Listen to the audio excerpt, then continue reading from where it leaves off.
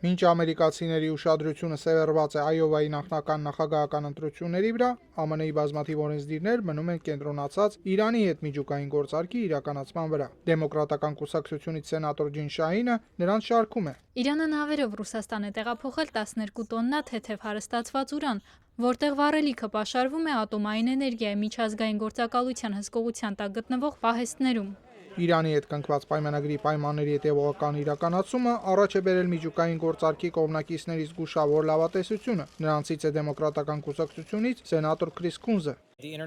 Ատոմային էներգիայի միջազգային գործակալությունը հաստատում է աշխարհին, որ Իրանը հանել է զենքի համար պիտանի հարստացված պլուտոնիում ստեղծող ռեակտորի միջուկը եւ լցրել այն բետոնով։ Սակայն քննադատները, ինչպես օրինակ հանրապետական քելի Այոթը, դիտարկում է Իրանի դեմ պատժամիջոցների վերացումը իբրև նրան խրախուսելու ձև։ Այն միայն խրախուսում է Իրանի կողմից ՄԱԿ-ի բանաձևերը անտեսելու մոտեցումը, շարունակելու ահաբեկչությանը աջակցելու քաղաքականությունը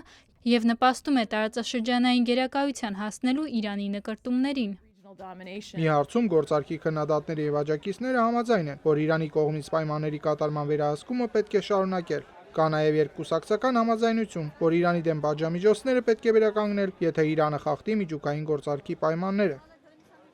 Տիգրան Մարտիրոսյան, Ամերիկայի ձայն, Վաշինգտոնից։